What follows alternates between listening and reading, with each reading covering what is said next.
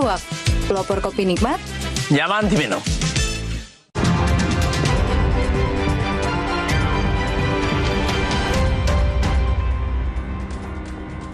Terima kasih Anda masih bersama kami di Kompas Petang. Saya Cynthia Rompas. Saudara, Civitas Akademika Fakultas Hukum Universitas Islam Indonesia Senin siang menggelar aksi kecaman atas tindakan intimidasi kepada 3 rekannya yang mengajukan gugatan uji formil Undang-Undang TNI ke Mahkamah Konstitusi.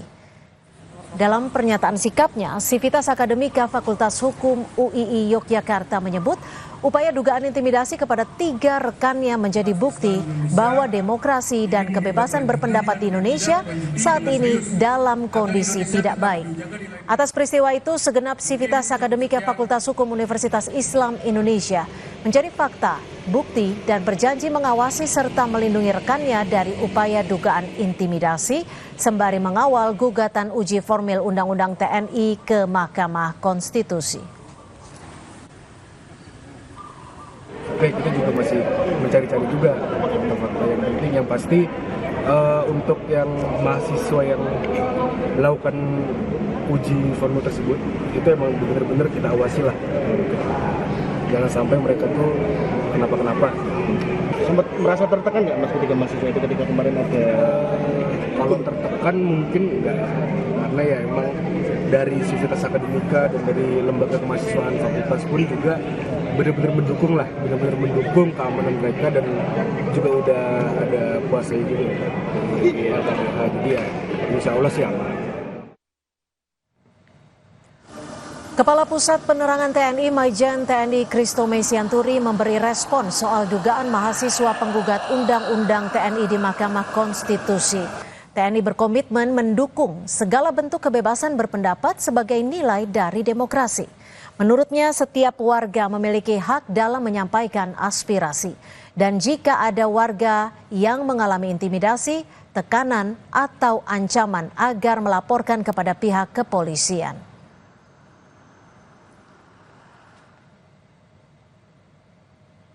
Dalam keterangan tertulis kepada Kompas TV, Majen TNI Christomay Sianturi selaku Kepala Pusat Penerangan TNI menyatakan, TNI berkomitmen penuh dalam mendukung kebebasan berpendapat sebagai bagian dari nilai-nilai demokrasi yang dianut oleh bangsa Indonesia. TNI tidak pernah dan tidak akan melakukan tindakan intimidatif terhadap warga yang menjalankan hak konstitusionalnya dalam menyampaikan pendapat.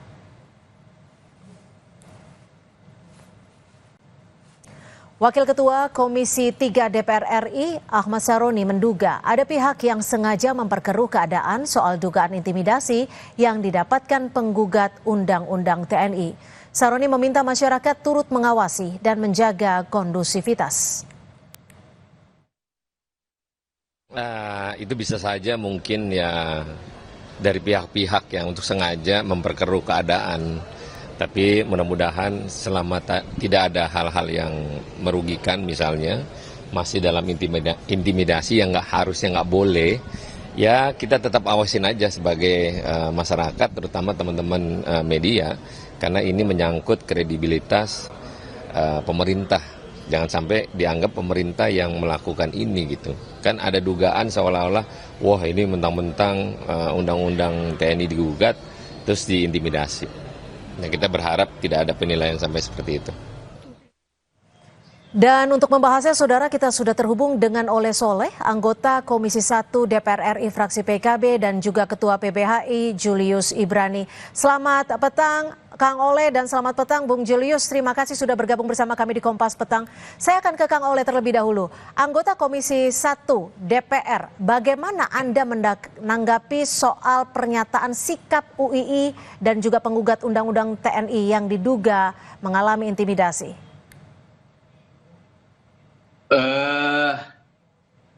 Komisi 1 melihat dan mencermati bahwasanya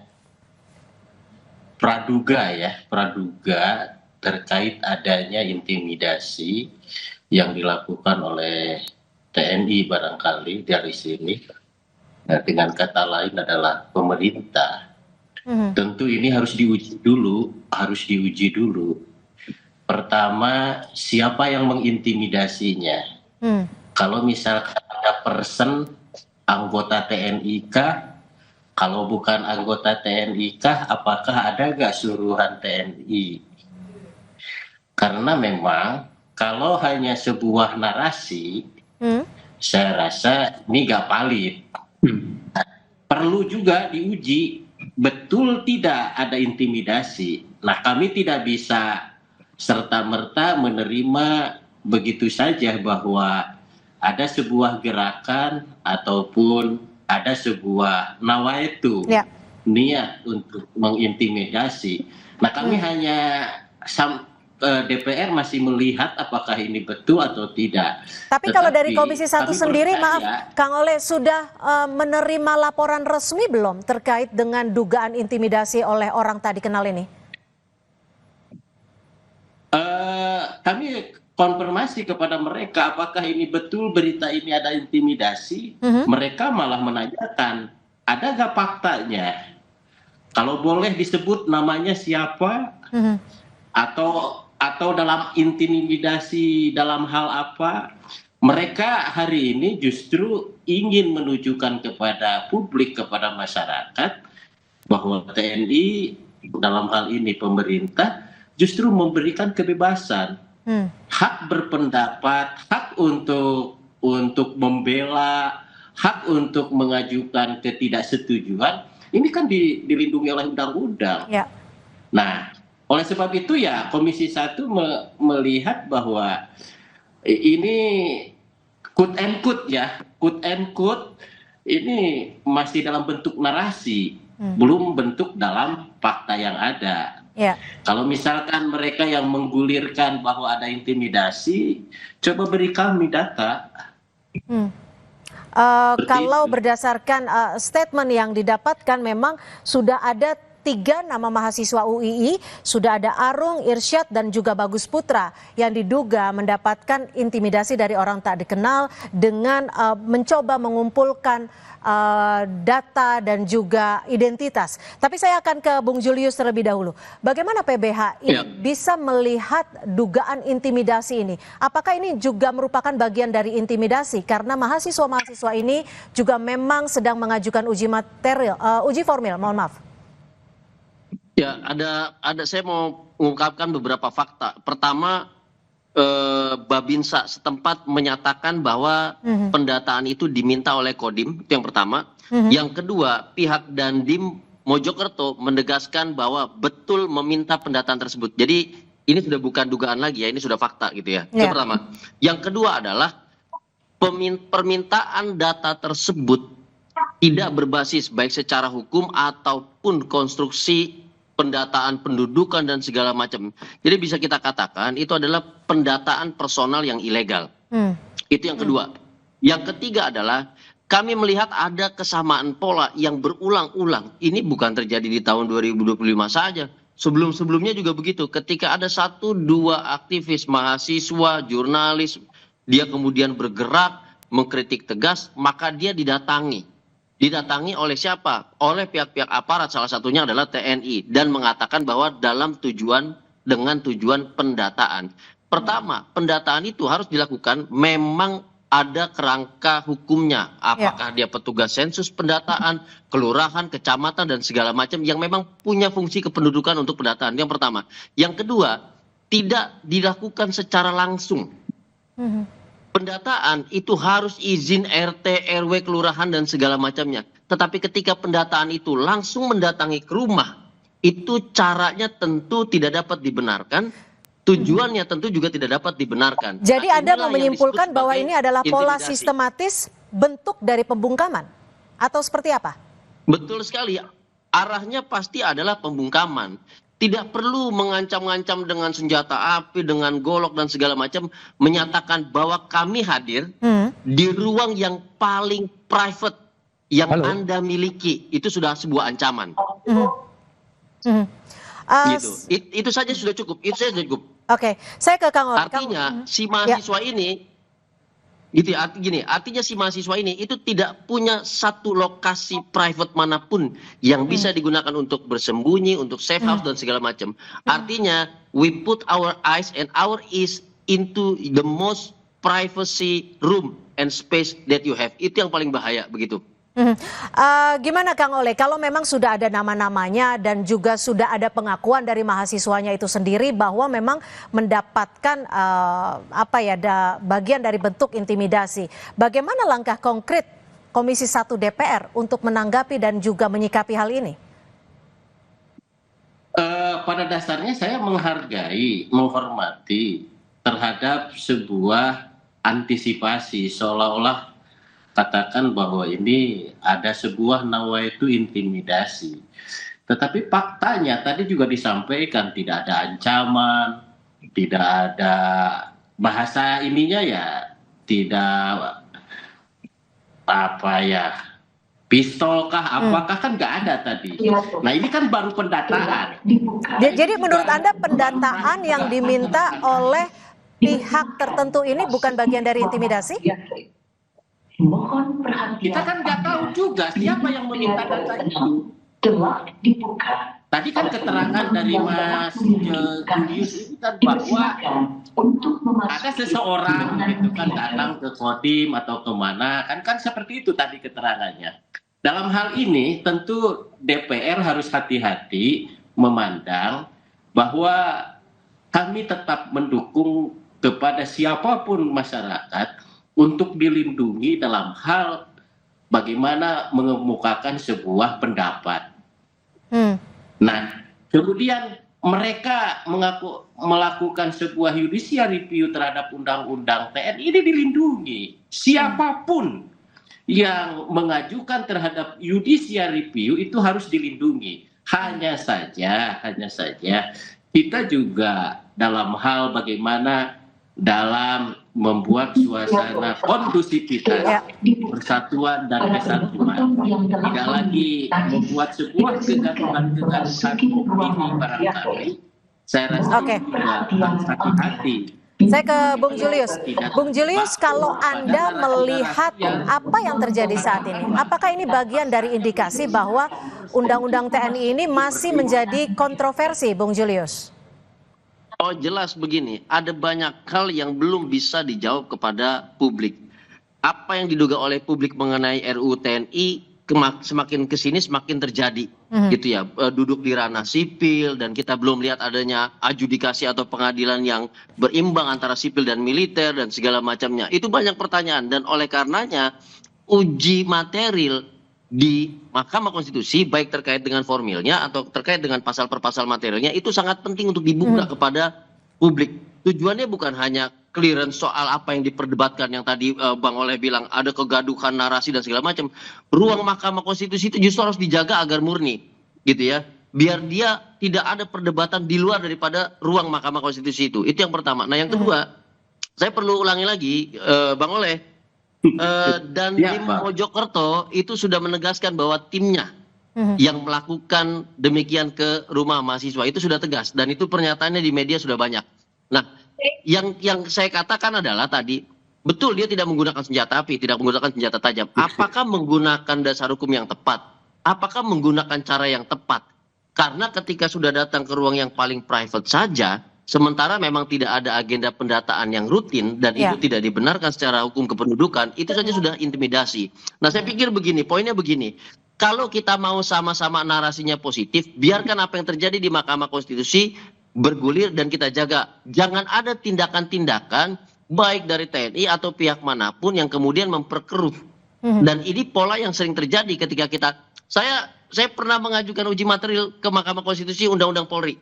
Saya adalah yang pertama kali mengajukan JR ke MK Undang-Undang Polri sampai selesai Bang Oleh. Ya, apa yang terjadi? Sama polanya sama. Bang Oleh bisa cek, sama polanya. Ada intimidasi dan segala macam. Saya yang lulus ujian itu, Bang Oleh, sampai diputus. Nanti Bang Oleh bisa cek itu. Nah, pola-pola ini bukan terjadi sama mahasiswa kali ini saja. Zaman dulu juga saya mengalami. Kemarin juga kita mengalami. Nah, ini yang saya katakan. Kita jaga sama-sama. Ada saja 1-2 narasi, ada 1-2 peristiwa yang terkait dengan apa yang di Mahkamah Konstitusi itu kita harus tegas, Bang Oleh. Kita harus katakan bahwa jangan ada pihak apapun yang dapat memancing narasi negatif terhadap uji materi di MK. Nah, itu sebenarnya kita butuh. Oke. Baik, saya ke Kang Oleh. Kang Oleh, lalu bagaimana Komisi 1 DPR memastikan bahwa tidak ada bentuk kriminalisasi, tidak ada bentuk pembungkaman, dan juga memberikan kebebasan bagi masyarakat untuk menyampaikan hak konstitusionalnya? Kami sudah menanyakan langsung kepada TNI, apakah berita terkait adanya intimidasi itu betul atau tidak. Malah mereka juga kaget. Dan mereka juga bertanya-tanya, lah siapa yang mengintimidasi? Justru mereka membuka 24 jam, siapapun, kapanpun, oleh siapapun, dimanapun, untuk menguji uji materi tentang undang-undang TNI. Nah, di sini saya menghargai ke Bang Julius. Saya menghargai. Dan saya hormat 100% ke Bang Julius. Bang Julius yang senantiasa menyuarakan aspirasi masyarakat bahwa rasa ketakutan Dwi Fungsi ABRI ini kembali lagi, saya hormat. Dan saya bersama Bang Julius soal itu.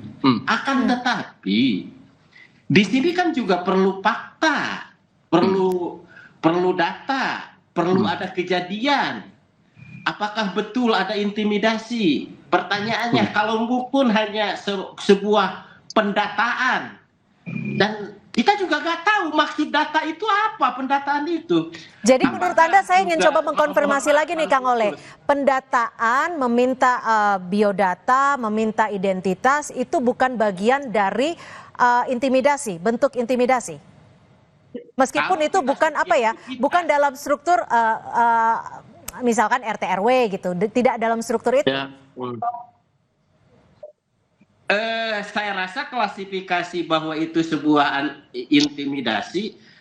Salah satu contoh beginilah ya, dia mendata si A misalkan, lalu si A ini tidak mau memberikan KTP misalkan. Tidak memberikan keterangan yang jelas misalkan. Lalu seseorang itu memaksa, mana KTP kamu? Lalu disita dan yang lain-lain. Tetapi kalau misalkan dia dalam quote and quote ingin mengetahui misalkan identitas itu, kita juga tidak tahu untuk mengetahui identitas itu untuk apa keperluannya. Lalu gara-gara tersambung terhadap judicial review, kita subjektivitas ke sana. Mohon maaf, saya bukan membela satu pihak. Lalu saya tidak sepakat dengan Kang Julius, bukan ke sana. Lalu saya juga membela TNI misalkan yang salah, nggak ke sana saya. Tetapi mari kita samakan dulu persepsi bahwasanya pemerintah hari ini memberikan ruang kebebasan kepada siapapun, dimanapun, kapanpun untuk menyampaikan pendapat, apalagi judicial review. Nah, seperti itu kan keadaannya hari itu, terkecuali ada sebuah pernyataan dari TNI atau para pihak pemerintah yang menyatakan bahwa kami menolak terhadap judicial review. Nah, ini kan tidak. Gimana Bung Julius? Jika tidak. Gimana Bung Julius? Jika memang tidak akan ada penanganan khusus terhadap permintaan identitas ini, apakah pola ini akan terus bergulir? Bagaimana ABRI tidak kembali berfungsi Dwi Fungsi ABRI, Bang Julius? Oke, silakan, sebentar. Bung. Jadi begini.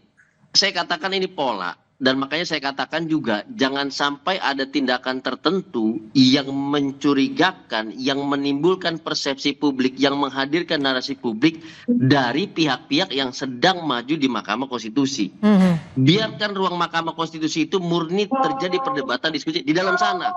Tadi saya katakan bahwa nggak ada senjata, nggak ada golok, tetapi mendatangi ruang private dengan tujuan semacam pendataan kependudukan yang tidak melalui RT RW, ini saja sudah menyalahi aturan. Yang pertama, yang kedua, ini kan pola yang berulang. Jadi masyarakat tahu gitu kan, ketika sudah ada seperti ini dan kemudian di jangka waktu yang sama 3 mahasiswa ini ketiga-tiganya didatangi gitu.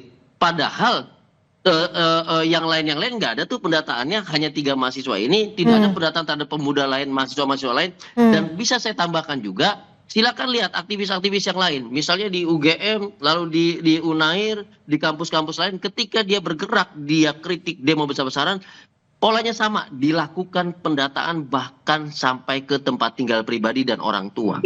Oke. Nah, ini yang mesti kita hindari. Jadi kalau kita tidak mau ada narasi, tidak mau ada asumsi-asumsi, yang ini jangan dilakukan. Ruang-ruang pribadi itu kita jaga. Nah, ruang publiknya ini yang kita pastikan biar ada perdebatan luar biasa, biar ada dalil-dalil luar biasa, ahli-ahli yang maju, sehingga masyarakat juga akan fokus ke sana dan tidak merasa ada gangguan dalam bentuk apapun. Karena kadar gangguan itu tidak bisa kita yang mengatakan terganggu atau tidaknya. Korbanlah yang mesti kita tanyakan, apakah privasi Anda terganggu atau tidak, apakah Anda merasa tidak aman atau tidak, mereka yang mesti kita tanyakan dan kita yang mesti jaga, kan begitu. Baik, terima kasih Bung Julius Ibrani dari PBHI dan juga terima kasih Kang Oleh Soleh Komisi 1 DPR RI fraksi PKB. Terima kasih, selamat sore. Saudara, informasi lainnya di Kompas Petang masih akan kami sajikan selepas jeda, diantaranya Timnas U17 satu grup dengan tim kuat Brazil di ajang Piala Dunia yang digelar di Qatar.